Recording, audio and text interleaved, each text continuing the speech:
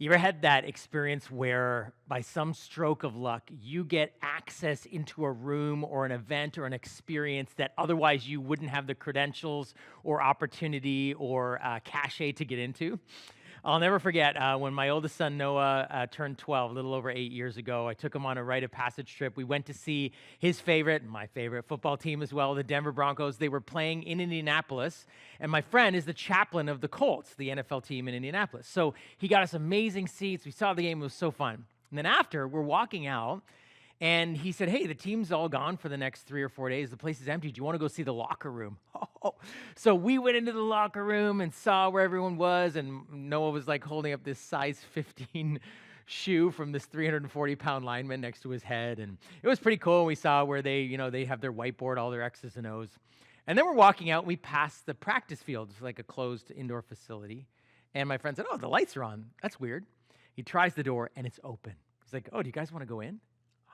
So we went in, and for the next hour, I threw Noah touchdown pass after touchdown pass. It was an epic day for both of us. In the same building where Peyton Manning threw go routes to Reggie Wayne and Marvin Harrison and practiced for his Super Bowls. Oh my gosh, it was unbelievable. I couldn't believe it. It was like one of those moments where there's no way I have any business being in here. We don't have the credentials, but somehow this worked out. Pretty cool, right, when that happens?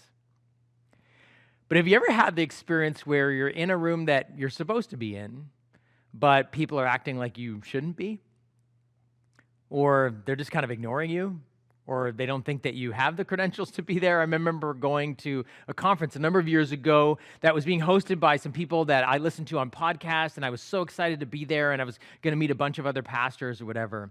And I remember on the first night, it was just kind of an opening night at a pub and just kind of get to know you. It was about 150 people there. And I had this experience multiple times that evening where people were talking to me, and they were nice, but they kept looking past me, like, because it was somebody else they wanted to talk to. Some of them already knew each other, or some of them were trying to hopefully get a chance to talk to some of the people who were hosting the event, these famous preachers or podcasters, whatever. And so I could tell they're talking to me, but they're kind of kept looking past me to see if the person they really wanted to talk to was available. You ever had that experience? In that moment, I'm being seen, but I'm not seen. I'm not really important or important enough, or there's somebody more interesting or more important or has a better title or some kind of prominence or, let's say, social capital. Social capital is this thing that we have that we exchange, and perhaps you've had that experience as well, where as you're talking to somebody, they don't really think that you're important or important enough, or they forgot your name for the 10th time, or they're kind of looking at you funny like, oh, why are you in this room? Or they're just looking past you, like you feel like, oh, you don't even see me. They walk right past you to greet someone else, and you have this experience. We all do this. We live in a world that actually sort of believes that there are others who are more interesting and more important, have more prominence than us. They have more social capital, and that somehow if we can be with them or talk to them, that we can gain social capital from them, that we can also become more important and more interesting. And this happens in our workplaces, right? People who are deemed more important or less important, more interesting or less interesting, more titled, more experienced, have more social capital or influence than others. It happens in our schools. It happens in our friend groups. It happens on teams. It happens in all kinds of places. It happens online. People who get followed and interested in influencers. Oh, if I'm with them or near them or they saw me, then that will increase my sense of social capital. We do this all the time. It's natural, instinctive. But I think it leaves many people, a lot of us certainly, I had that experience in that room that day, but I also know I've done that to other people, where I've looked past others, or I've been in a conversation, but I'm really wanting to talk to somebody else, or maybe others I've just walked right past. I know that because later people told me that I did that. We live in a world like that. And when we do, it leaves many of us at different times, or some of us oftentimes feeling unseen, unnoticed, unimportant, uninteresting. It's also leaving many of us feeling exhausted because it's tiring to constantly feel like you need to increase your social capital when you're at work. Am I talking to the right person? Did I get noticed? How come I didn't get invited to that project team? How come the president didn't notice, or I got passed over, or what about this or that opportunity, or where I'm sitting, or how come they're on that desk? And we feel that at school, in friend groups, or on teams, or why didn't I get included? Or I didn't get invited out, or the whole team got, but I didn't. I got or people messaged, but I wasn't in that group chat. And this happens not just with kids or teenagers, it happens with adults all the time. I hear about it all the time. It happens in communities and neighborhoods. Sometimes we even feel it kind of in our own family or extended family. It's exhausting to try to gain social capital all the time. I think many of us are unaware of it altogether. You know why? Because as far as I can tell, and when I talk to people, most of us don't feel like we have social capital. Most of us don't feel important. Most of us don't feel influential. Most of us don't feel interesting. Most of us don't feel like we have a lot of social capital. We feel like other people have it. And so we're more often aware of those who have more than us, all the while not realizing there are other people who feel unseen, unnoticed, looked past by us. Friends, if that's true about the world that we live in, and in some version of that perhaps is true in your life, what would it look like for the church to be different? For our church, the Well, to be different, to be a place of radical welcome, of hospitality. Hospitality is not about making a meal or something like that for someone. It's about becoming a place where all are welcome and seen and noticed and valued. That if we could be a church like that, a community like that, and that's really the conversation that we started last week in this series that we're called You're Welcome. What does it mean to become a community of radical hospitality? If we could grow to become a community like that, that the church would be such a gift and a welcome place of relief for all of us and everybody out there who's tired of trying to always gain more social capital, or who perhaps feels unseen, unnoticed, unimportant, and uninteresting. And so we're taking these few weeks to grow and learn what it means to become a community like that. And in a sense, if I could say that, to say yes then to being a part of our church, if you're one of the people who are like, yes, this is my home, this is my church, maybe some of you are members officially, formally, that this place, to make a church a place of radical welcome is not something we just, God, can you do that for us? Or the pastors will do that. It's not every single one of us contributes to this place becoming like that. And that's our hope and prayer for us in the year ahead. To explore that, every week we are looking at walking through one of the biographies of Jesus according to a man named Luke. It's called Luke's Gospel. It's his telling of the Jesus story. And the reason we're doing that, as I said to you last week, is because Jesus himself is evidence of the fact that God is radically hospitable towards us. That he didn't just try to save us with some ideas and as the puppet master in the sky. He came into our world. He came to us in person as a person. So we learn radical welcome from the one, the God who has radically welcomed us. And so we look at the life of Jesus to see not just what he taught about this, but how did he live, because he was living a life like this. The story we're going to look at today is one that if you grew up in the church like I did, was probably somewhat famous because it was an easy story to tell to little kids. There was even this weird kitschy song about it. But even if you've not heard it before, even as I read it, it would be easy to sort of think about this story as a certain kind of thing over here that really doesn't have much to do with our everyday life. And we kind of miss, and I did for many years, miss kind of the main point of this story. But if we see it for what it really is, it actually gives us such a beautiful picture of what Jesus was doing in his way of welcoming others, and then makes it very relevant for us as a community, as a church who wants to become a place of welcome and hospitality for others. I'm going to read it for you from the Message version, which is an everyday English translation of the original Greek text. And not just because it's a little bit easier to understand in that, there's a specific reason I'm going to use this text that I'll explain to you in a moment. I want you to listen here. Then Jesus entered and walked through Jericho. There was a man there, his name Zacchaeus, the head taxman and quite rich. He wanted desperately to see Jesus, but the crowd was in his way. He was a short man and couldn't see over the crowd. So he ran on ahead and climbed up in a sycamore tree so he could see Jesus when he came by. When Jesus got to the tree, he looked up and said, "Zacchaeus, hurry down. Today is my day to be a guest in your home." Zacchaeus scrambled out of the tree, hardly believing his good luck, delighted to take Jesus home with him. Everyone who saw the incident was indignant and grumped. What business does he have getting cozy with this crook? Zacchaeus just stood there, a little stunned. He stammered apologetically, "Master, I give away half my income to the poor, and if I'm caught cheating, I pay 4 times the damages." Jesus said, "Today is salvation day in this home. Here he is, Zacchaeus, son of Abraham, for the Son of Man came to find and restore the lost." This is unmistakably a story of welcome. But how and why and who exactly is being welcomed? And actually, we have to just step back and go for a moment. Think about this, okay? The Gospels, this account in Luke, and there's 3 others, are like the highlight reel of Jesus, primarily his 3 years of miracle working power on earth, okay? So they're the highlight reel of his life. Why is this story about a short guy who needed to climb a tree to see Jesus, and then Jesus says, "Hey, let's have a meal together"? Why is this in the highlight reel of Jesus' story? Actually, you should ask that question anytime you're reading something that was written down in one of the gospel accounts of Jesus' life. Why is this in the highlight reel? Some of it looks obviously like it belongs in the highlight reel. Some of it's like, why this? That's a really good question. And we're going to dive into this story to understand it.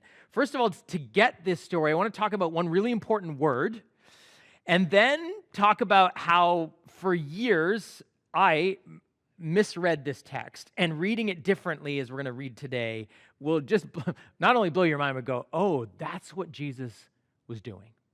The really important word is this word seeing. There's 4 different groups of people that have to do with this idea of seeing.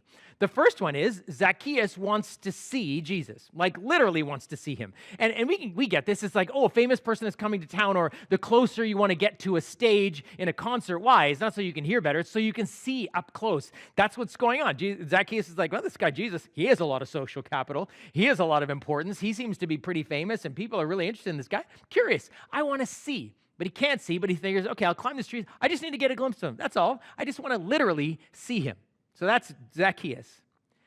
Then there's the crowds who are not seeing Zacchaeus in a few ways. In part, they're oblivious to him. He's just this character on the outside. Big crowds, he's on the outside.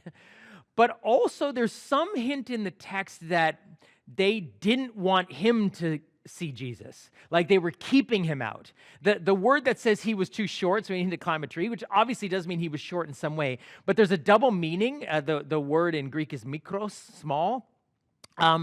And it's this idea that they didn't think much of him. He wasn't big in their eyes. In other words, if an important person's coming to a crowd, hey, coming through, make room. Oh, this is an important person.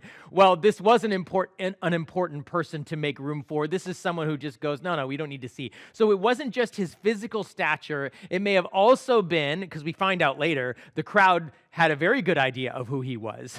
So some would have been just ignoring him. We don't know who this is, or we're not even paying attention. Others would have been, oh, we know who this is. He shouldn't get to see Jesus. So there's some are oblivious to him, but some are ignoring him and keeping him out.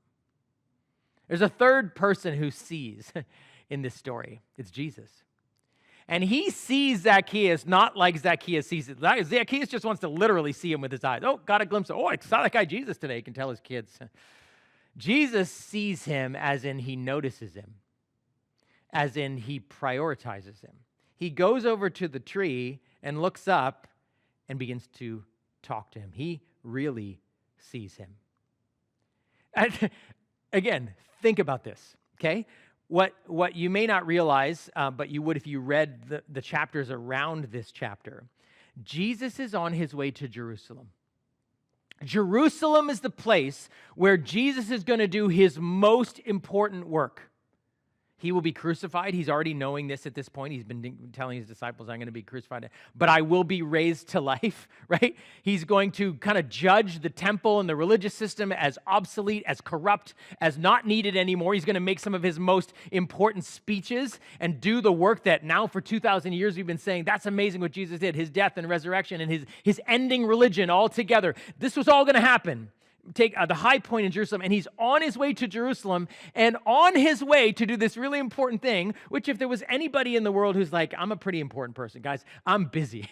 I got to save the world, and I got 3 years to do it. I got a lot on my plate. If there's anyone's going, I got a lot on my plate. I'm really busy. Got to make sure I'm focused on the main priorities. That would be Jesus. Who could argue with him for that? On the way to do this incredible, important thing in this incredibly important life where only a couple of years to do the most important job that anyone has ever been given to do, to save and heal and restore and redeem the world, Jesus stops to talk to a short man in a tree and say, hey, we should have a meal together today.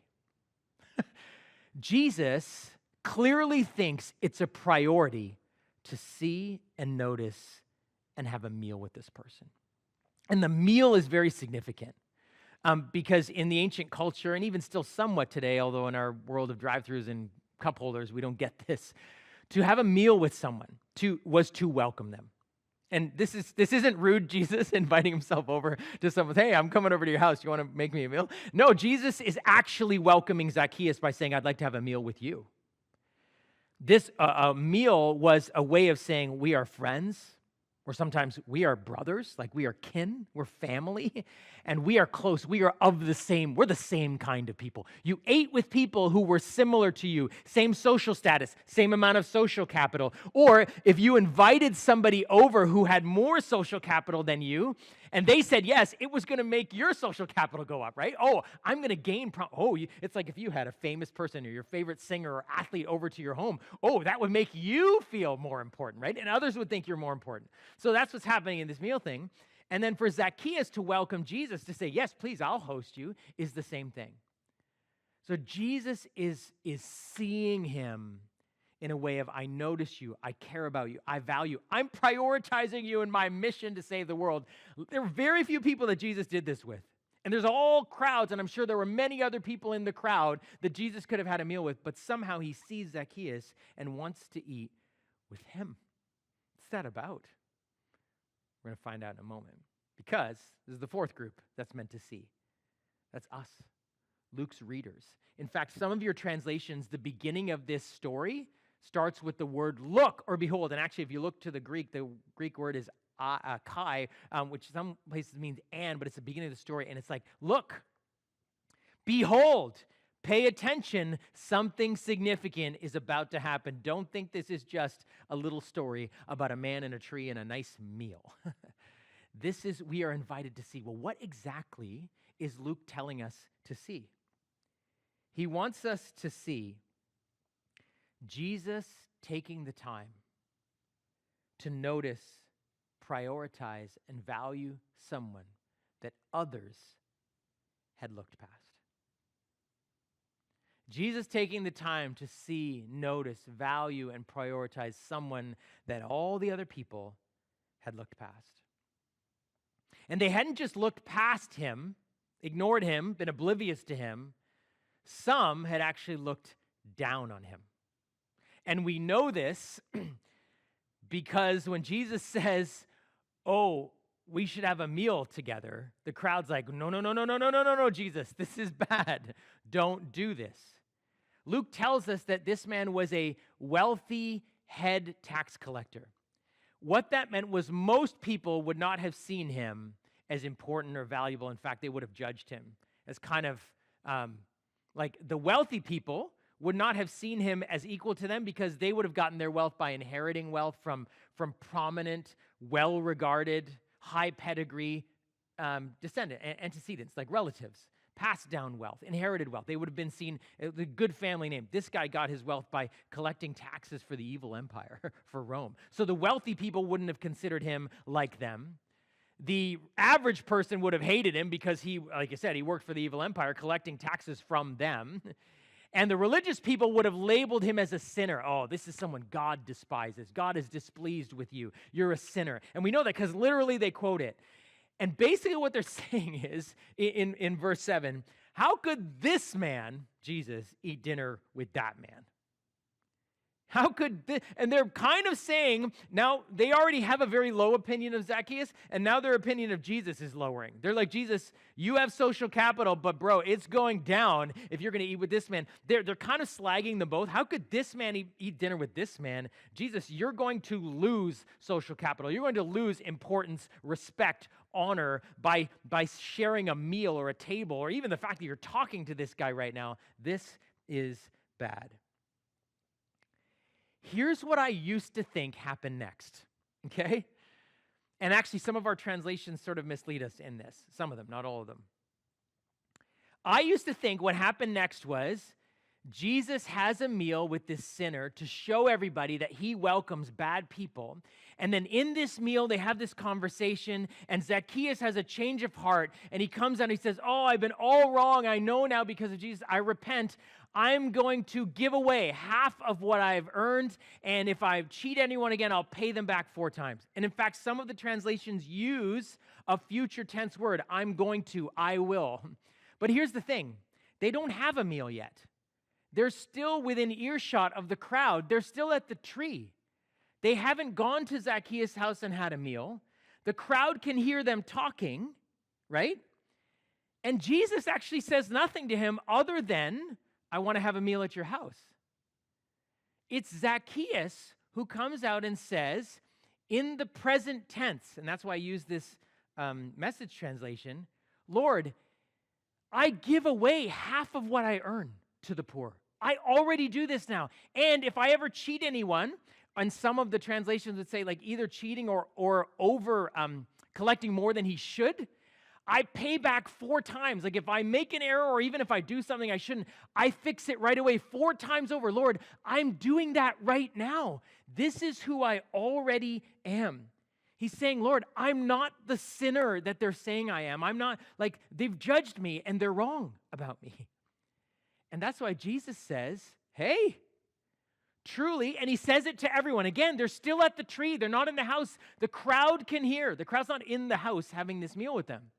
Jesus says, truly, I tell you, this man is a child of Abraham. And what that meant for them was, because they would have said, you're not a true Israelite. You're a traitor. You have abandoned and betrayed your ethnicity, your religion, your family, your hometown. You don't belong to Israel, to Abraham. And Jesus says, to everyone, truly, I tell you, this man is a true son of Abraham. In other words, what he's doing is what I'd like all of you to do. You have labeled him. Some of you have just ignored him and you don't even know where he is. Others of you have looked down on him because of what you think he's done, or you've judged him for the kind of behavior. What you don't realize is he's actually a true son of Abraham. Today, salvation has come to him or this household. In other words, me, I'm salvation. I have come to him. I didn't fix him in this quick moment. Jesus does do that in other conversations, but that's not what's happening here. I'm telling you, I declare him a true son. And then he says this, for the Son of Man came to, in verse 10, to find and restore. What is that about? To find and restore the lost. It's easy for us to think about this word lost as people who are like terrible and doing bad things and have wandered away from the faith. But if you look in Luke's gospel in particular, sometimes that's characterized, but more often, people were lost. The lost people were people who had been pushed out or kept away from the community. If you look at the chapters before this, there's a man who was blind that people said, oh, it's because of you sinned or your parents, and so you're on the outskirts, you're begging on the side of the road. A lot of the sick people were deemed to be sick as cursed by God and therefore kept out of the community. They weren't just like physically people who were ailing, they were people who were considered social and religious pariahs, so they were kept out of the community. The widow, the story that Jesus is telling earlier, people who would have been abandoned or neglected by society when they should have been cared for. Lost people were people who had been kept out by the community or disenfranchised. And so Jesus publicly declaring Zacchaeus as a son of Abraham was saying to the crowd, you have no right to keep him out. He was restoring him socially, communally. Not in Jesus welcoming him, he was saying to the rest of the crowd, you need to see him too, and you need to welcome. Some of you have just looked past him and ignored him. Others of you have looked down on him. And I came to restore him. He wasn't lost because he was a sinner. They're all sinners. He was lost because the community had kept him out. They had looked past him, and some had looked down on him. He was lost because of how the community had treated him. And Jesus says, I've come to restore him. This tells us, why was Jesus in particular wanting to meet this man and have a meal with him? He says, I must, some of your translations, I must have a meal with you today. He made a beeline for the tree. It's like the other passage of the woman at the well where Jesus goes out of his way into Samaria to meet this woman. He had an appointment, a reason for talking to her. This is the same thing. He had a reason for meeting with him. I came to have a meal with you. I know I'm on my way to Jerusalem to do the most important things I'll ever do that people will write songs about and talk about for years. But on the way, I have another important thing to do, and that's to have a meal with you. Why? Because Jesus wanted to say something to the community about the way they had seen this man. And he was restoring and finding and putting Zacchaeus back in his rightful place in the community. Not only for Zacchaeus, but as evidence and as a message he was teaching the crowds. Don't look past. Don't look down. Jesus was using his social capital. See, here's what they thought. They thought, oh, Jesus, you have social capital, you have importance, you have influence, but if you go and have dinner with this man, you're going to lose all that. You're going to come down. And he's like, no, if I take my social capital, my importance, my prominence, whatever fame or power I have, I'm going to lend it to someone who needs it, and I'm not going to go down. He's going to come up. We're going to be equals. I'm going to raise his status. I'm going to elevate him in your eyes. I'm going to say he's a child of God, a true son of Abraham. Jesus was lending him his social capital, his interest, his time, his value. Friends, we live in a world. We do this all the time. Maybe we don't look down on people, but we just quickly discount. We move past. We look past in conversations. We generally consider ourselves as to be less important, less valuable, less influential. So we're always at looking and seeing others who have more of it. And we want to get it, and we want to be around them. We want to make sure that we're included, or we're in the right crowd, or we're on the right team, or we're in the right group chat, or we're in the right place, or we're on the right work team, or whatever that is. We're constantly looking to increase our social capital and seeing others who have more of it. And sometimes, often we feel hurt because we don't have it and others look past us, but we're still focusing on others who have more. And Jesus won't let the crowd get away with it. They were all crowding around to see him. And he says, hey, I want you to look at this guy, someone who you've looked past. And some of you have actually looked down at. You're looking at me. I'm going to use that to draw attention to him, because this is what I came to do. Friends, this is part of how Jesus saves us. He wasn't just saving Zacchaeus. He's saving the crowd from looking past people, dismissing them, ignoring them, or looking down on them. In this case, they had falsely judged him. They had no idea what he was really like. And this is what Jesus does. He won't let us get away with it either. Radical hospitality, friends, is not about making a meal for someone. It's about seeing those who others don't see. Seeing those who feel unseen, noticing them, valuing them, making sure we see them. And it's about finding out who they really are instead of judging them for who we think they are or what we think they've done. That's welcome according to Jesus. See, we all have value, time, importance, social capital. We all do. We have some to give to others, but when we're constantly thinking we don't, we're just focusing on those who do and trying to get a little more instead of realizing we have something to lend to others. Our power, our influence, our wealth, our importance, our time.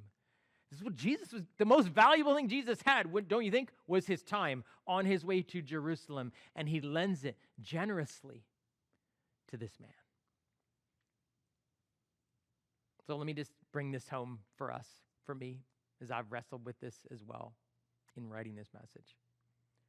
Who are the ones that we're looking past? That we can say that we're unaware of. Who are we just oblivious to? Sometimes it's people we feel awkward around. Like, I avoid seeing them. We avoid seeing them because I'm like, I'm not really sure how to relate to that person, or I don't feel like I have a lot in common, so I just don't know. I'm just going to avoid them. I don't feel comfortable, and I'm not really sure. We just look past. We walk past sometimes. People who are different from us. We all gravitate towards groups and people who are like us, with whom we have stuff in common. There's nothing wrong with that. But what that means is as we're doing that, we're moving away from others who we feel like, oh, I don't really relate, or I don't really get it, or when we talk, or we don't have a lot of the same in common, or they like this and I like this, and or they just look different. I realize we make quick judgments. That's not my kind of person. That person doesn't look. I had an interaction. Oh, it didn't go well. That's how we just look past. We avoid. Or people who we consider to be an NPC, video game terminology, non-player character, right? Oh, they're just in the background. They're fuzzy. They're not really here. They're just kind of around, not people I notice. And sometimes, if I can be honest, in a faith community, we do this to people who are new. The longer you've been in a faith community, in a church or whatever, in a group like that, the less we notice new people. Why? Because we go to where we sit, or we go to the people that we talk to, or we're excited to see the people we always see. Everything feels familiar to us, and so we just kind of live that way, and we don't notice people who are new. Someone said once, like, if you were inviting someone into your home, would you just sit at the kitchen table when you heard the doorbell or someone walk in the door and you'd expect them to figure out where the bathroom was or that they had the right place? No, you'd go greet them. But why do we do that often in churches? We don't see people who are new. We're just busy moving past, oblivious to those who are coming in. Who are the ones we're looking down on? I know we don't like to think we do this, and maybe it's because we're not like actively judging or saying things like they were saying about Zacchaeus, that sinner or whatever. But we don't just look past. Sometimes we look down on those who are less moral than us, like, oh, I don't like that, or I'm worried about them, and we couch it in like religious terms, but really we're kind of looking, they're less than us, less moral than us. Sometimes we just do this for people who are less together than us. Oh, they're kind of a mess, hot mess, or whatever. Or they're kind of trauma dumping, or I'm not really sure what to do with that. They're less together than me. I'm just going to stay away from them. That's a looking down. They're not as together as I am or as we are. Less interesting than you. Oh, it's kind of boring to talk to them, or I don't really know what to say, or they don't really say much. So we kind of look down because they're less interesting than us. We wouldn't say it like that. Or less important. And that's just because we find others who are more important that we move towards. We just do this almost instinctively. Why? I was talking with my staff about this. Why do you think this shows up in us as individuals and in every community? I mean, like, this isn't judging our church. This is like every community is bent towards this. Why do we do this? Kind of 4 things that came up. Too busy, too comfortable, too guarded, too hurt. We're busy. We're just moving on. This is what's so incredible about Jesus in the busyness of his mission to save and redeem and heal the world. He stops. He never seemed too busy. But we often, I can't notice. I got my head down, right? I'm not even thinking about you. I'm going somewhere else, and I walk right past you. Oftentimes I've done that when people said, hey, you kind of ignored me. You didn't. It's like I wasn't even thinking, wasn't even looking. It's not an excuse, but it's happening. We're busy people. Sometimes we're just too comfortable, if I can say it, too lazy. Like, it takes work to go out of our way to notice others. It takes work to not do what we always do in a community, or not just talk to the people we always talk to, or not just follow and become creatures of habit, or to go out of our way to extend a conversation or ask another question. We're sometimes just too comfortable. We're too lazy to do it. Maybe we're too guarded. We're afraid. Maybe there's just a lot of insecurity. I think there is a lot of insecurity in us that we don't feel important or valuable, so we're always aware of others who have more, and it just makes us guarded with everyone. We're hiding. We're holding our cards closely. Can't welcome someone when we're incredibly insecure and holding our cards close to the chest. Or perhaps we're too hurt. We've felt hurt by others who looked past us. We've felt unseen, unnoticed, unimportant, uninteresting. And sometimes when that happens, we continue to focus on those who have more importance, more value, more social capital, and what they have or haven't done for us, instead of realizing there are others who I could lend my importance, my value, my time, my attention, my look to. Friends, don't discount. This kind of just struck me through this text. Don't discount the incredible power that you and I have simply because of our attention and our time and our interest that we can lend to someone else. I mean, think about this. This is Jesus declaring that he's saving someone without healing them, without casting a demon, doesn't even forgive sin, and he's not like working some miracle, catch a fish. This is literally, I see you, I really want to have a meal with you. That's it. And he changes this person's life and tells a story that has resonated throughout history, that he was sending a message to this whole crowd. This is how I want you to think. Don't look past, don't look down. He simply did it by giving his attention, so don't discount the power that you and I have to save and restore people into community by giving them our time, our attention, our notice. And so, these first couple of weeks of this series, I'm just letting you know about a challenge that we have coming up as a church, what we're calling the 30-day hospitality challenge. I wanted to call it the hospital challenge. I don't know if they're going to use that terminology or not, but it's coming up beginning of February, for the month of February, to take time for us collectively. It's not easy to do this, friends. As I said, it's hard. We're busy, we're comfortable, we're guarded, we're hurt, all of us. It's hard to do this, but how can we as individuals in this community grow and embrace a challenge to see others a bit more, to notice others a bit more, to look down a little less, to be less quick to judge and say, maybe I don't really know that person. Maybe I'm drawing false conclusions. How can I take the challenge to embrace, to welcome others? And so that's coming up in February, but it's an opportunity for us to grow in as a church, whether this is home for you, whether you're new, whether you're just becoming to like, yeah, this is going to be my place. It's going to be my place of worship. That we can grow in becoming a community that in a world that is all about social capital and trying to spend time with an energy of people who are more important than you, more interesting than you, have more social capital, that the church becomes this beautiful haven, this rest of saying, you don't need to do that here. This is a place of welcome. We're going to close today's service with a song called The Father's House. There's some amazing descriptions of what it's like to be in God's family or God's house, not just literally the church, but like his family. It says things like, lay your burdens down, right? You check your shame at the door. You don't need to be ashamed in here. You're welcome here. God never wanted perfect. He just wanted our hearts. He just wanted us. Friends, how does that happen? It's when we do that for each other. It's not just, oh, God, just do this magical thing to people to make them feel loved and help them put their burdens down and help them feel welcome and help them know that they don't need to be perfect. They just need to be themselves. No, how does that happen? It happens by each of us doing that. We, as the children of the Father, make this house a house like the Father's house, like the Father's heart, which now we know through Jesus. Jesus came to show us the Father's heart. And so maybe you'll sing this song today as a prayer for you, as a prayer for your friend group, as a prayer for your home group, your youth group, for our church, that we would grow to become more like the Father's house.